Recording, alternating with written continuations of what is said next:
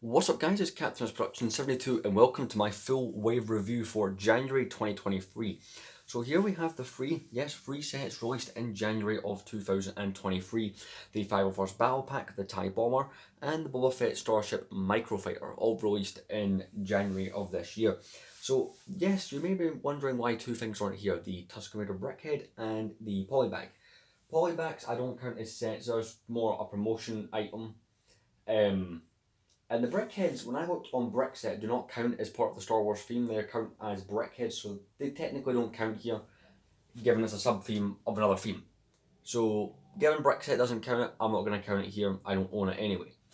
So here we have the three main sets. Now, if you want to buy all these sets at retail, at least in the United Kingdom, it will cost you just under £90. I think it's 87 exactly. You have $17.99 for the 501st Battle Pack, £60 for the TIE Bomber, and $9.99 for the Microfighter. So we're going to figure out what set is the best in each category, which has the best minifigures, which is the best build, just all that kind of thing. If you want to watch separate reviews of each, I have done those within the last week. You can check those out on my channel. But let's start off with the first category, which has the best minifigures. So this year, LEGO has released a total of 9 minifigures, right? There's 9 figures here. And one of them is technically a build. None of these figures are reuses in any way. Like, they might reuse the occasional part or piece, but surprisingly, none of these are reuses, which is kind of cool to get all new minifigures. Now, each minifigure has its own ups and downs in different ways. So we're going to start off with the least accurate figure, and this might surprise you. It's Boba Fett. So I feel the Boba Fett is the most inaccurate minifigure of the wave for a couple of reasons. One, it's that colouring, they still haven't fixed it. Yeah, it's a way to get him cheaper than buying his palace, and I suppose if they're not going to fix it for that or the Slave 1 that he was in, they're not going to fix it for the Microfighter, but I just feel this minifigure can be a letdown in certain ways. They didn't include his rangefinder. Now, no, they did not include it in the bag. I didn't forget to put it on. Literally on the set's box, as I demonstrated in the review yesterday, they do not give you it. Like, other than that, he's a good minifigure. It's just a shame about the colouring. So, there is that. And I believe that is worse than the clone helmets. So, probably the best minifigure of the entire wave is between two minifigures for me, personally. It's between this minifigure here, the clone specialist, basically the clone sniper, because, I mean, look at the detail on this minifigure. I just like that little badge there, I like the little binocular things. Yeah, it's got the regular clone head, but this is just a really overall nice looking minifigure that I really do enjoy. And the other one is another figure that LEGO kind of just pulled out of nowhere, which I like. It's Vice Admiral Sloane. So it's not a character that it's like, and a bit of an obscure character, at least in terms of Star Wars. It's not something you'd expect them to do. But overall, it's a really nice character. You know, in that set, they could have thrown in a Stormtrooper, another pilot, an Imperial Astromech, or just a random officer. No, they go for a named character, and I like that. The fact that they're doing that. Other notable things to point about this wave is the Gonk Droid has some side printing. Basically, to that Imperial crate set that you see in the UCS, or sorry, MBS Mos Eisley Cantina, and put it on the back of a Gonk Droid, which gives them a kind of cool feel, because none of them have any prints attached to them, apart from the original 2003 and 2005 models. One of the worst minifigures here in terms of looks, mostly because you can't cover up. These three clones here, I'm going to focus. For instance, the two heavy troopers, these minifigures, you can cover up the helmet holes using the visor. Same thing with the specialist, so it isn't too bad. But on this minifigure, the 501st officer, the helmet holes as though it's the only figure this actually bothers me. For some reason, it doesn't bother me on the 212 clones, but it bothers me on this one. You can kind of see here, it's the only figure where it's been an absolute problem. Plus, if we're talking in terms of building your army, the officer's probably the one minifigure you don't want to build a huge army of. With all that said, I think my two favourite minifigures are the Clone Specialist. The best figures are the Clone Specialist and Admiral Sloane. One other notable thing I should probably point out to you guys is the Darth Vader from this wave does have a brand new head. You know, it's nice. The reason he's not my favourite minifigure though is I just don't like the two-piece helmet that they introduced back in 2015. The last 8 years of Vaders I've had these helmets. I'm just not a fan. But with that concluded, the set that has the best minifigures for me has to be that TIE Bomber. As much as I am an arm builder, I love Clone Troopers, the TIE Bomber has the best set of minifigures by far. They included something that you wouldn't expect them to include. They changed Vader's head. It's a nice looking TIE pilot, and the Gonk droid even has the Imperial thing. So the TIE Bomber has the best minifigures here. If I had to guess second best, it's going to be the 501st set, and the worst set for minifigures is probably the Boba Fett, just because of the inaccuracies with the Boba Fett are worse than the ones with the clones. So time to answer another question. What set has the best features? So the Slave one is probably out automatically, right? It has, again, it's a microfighter, so maybe we're being unfair here, but it literally has these flick fire missiles that come out here. Focus. Like, that's like the main thing that this does. So I mean, it does have that. You can rotate these wings. Obviously you have to do it manually. Again, if you want full reviews of these sets, I do have videos on them. This set here, the cannon, it's basically, I like this a lot. It's meant to be like a mini AV7 cannon, and you know, it's got the spring-loaded shooter type thing of fire at the TIE Bomber. Well, yeah, it is very adjustable, and that landed right behind the tripod. But I do like this for looks sake as well. Maybe the missile takes away from it, but no, this is quite a sturdy clip. I say that and it breaks. Wow. So maybe the sturdiness doesn't go to that model.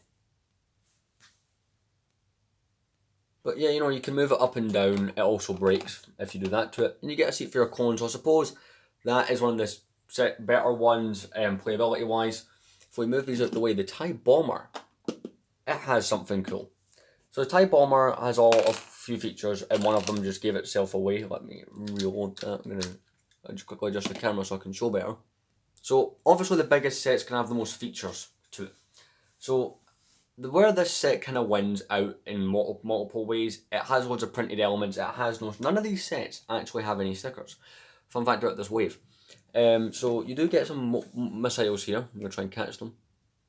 Well, not sorry, missiles. It's the stud shooters. It's the newer designed stud shooters. Not too bad. They do fire out quite far. So I'm just gonna, you can reload those quite simply. You do get a lot of spares in this set. So, you know, on the off chance that you lose any, you're pretty much covered.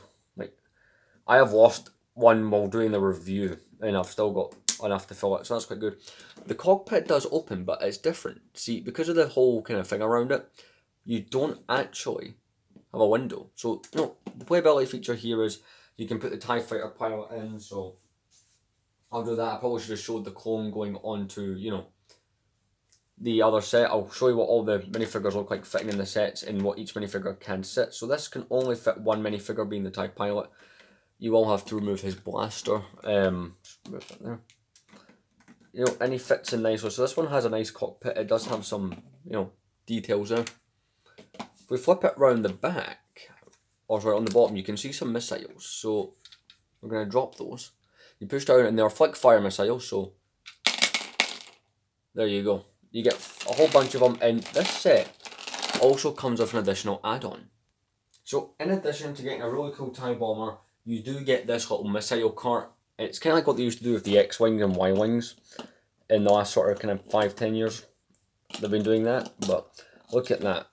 You get this nice little extra cart. The missiles can fall out, but it's extra missiles. It's like a cool way of dealing with your extra ammo. They could have just left it off to the side, not included it, or made a spot in the TIE Bomber, but no, this is a cool little cart, so you have to consider that into the cost as well, that you do get something extra. As far as cockpits go, you can also put Boba Fett in here. You do have to remove the blaster. I will add that. And you can put it in like so. You know, and he's ready to fly off and do whatever he needs to do.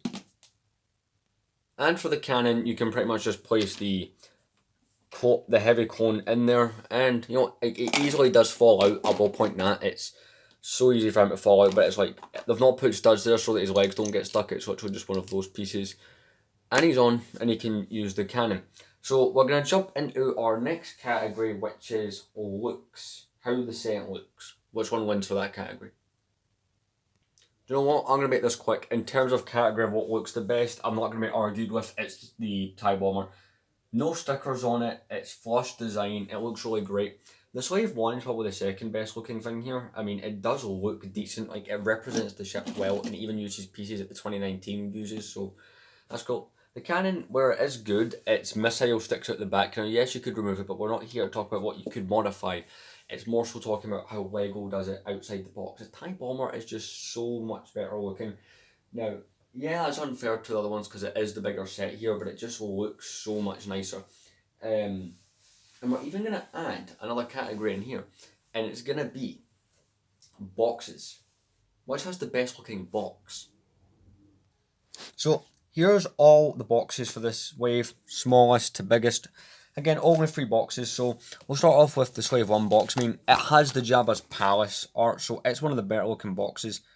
The worst box, if I had to be honest, is probably this one. Just one, it's the worst box here. It represents these things poorly by, showing off the whole helmet whole thing, which is, dishonest. It even does it on the back of the box, and it's even more clear on the back of the box. The number 1 best box of the wave has to be the TIE Bomber. I just love that art that they've put on there. It looks great. Especially if you take the set and turn it right round, it's even cooler being in the hangar.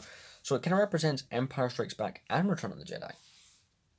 We won't be doing anything with instructions because there's those horrible rendered ones that they're using nowadays. I suppose a major category coming down to this is going to end up being price. At the end of the day, Lego is not a cheap thing to buy, right? That much is obvious. The Slave 1 being the cheapest set of the wave, the TIE Bomber being the most expensive. But even with the TIE Bomber being the most expensive set here, it's not too bad what you end up getting. I'm just getting the minifigures as we talk, by the way. I mean, for what you're paying with each set, you get the value. Now, repurchasability is a big thing with Lego Star Wars sets. The Slave 1, you're going to buy one of. I mean, that's a guarantee. You're maybe going to buy 2 of the TIE Bomber. Like, I can maybe even see myself buying a second one of those, just for the whole Imperial Army thing. And, always remember, you do get that little cart, so that does add to the value. Whether or not you want to break that up and use it for parts, you have that option with that set. It depends on like what you're buying as well. Like the 501st Battle Pack has some repurchasability to the set. Yes, it comes with special versions. The officer minifigure isn't something you want 10 of. Personally, I'm not sure how many I'm gonna buy a couple more of those, because I love this version of the Clone Trooper, and it's, the specialist one, and it's something you can have a few of. And again, the TIE Bomber has some of the better minifigures. The Vader has a new head, and not to mention, it is printed arms Vader. That's something I forgot to mention. The Darth Vader has the printed arms. The Gonk Droid has the printed piece on him. Ray Sloan's an exclusive character. TIE Bomber pilot is a TIE Bomber pilot. So, of all the sets on the brand new wave, again, there is only 3 of them. I'm not planning to do this with any other waves unless I buy all of them, but this is really great wave, and it's cheap and affordable. You can buy all of this for less than 90, which is, at least in the UK anyway. Again, this being $9.99, this being $60, and that being $17.99. It's a very good wave. So anyway, guys, thank you very much for watching. There won't be any more videos till Friday. I am very busy with work, college and stuff, so the next video will be then, and it'll be a Figure Friday episode. So thank you very much for watching my full wave review of the January 2023 sets.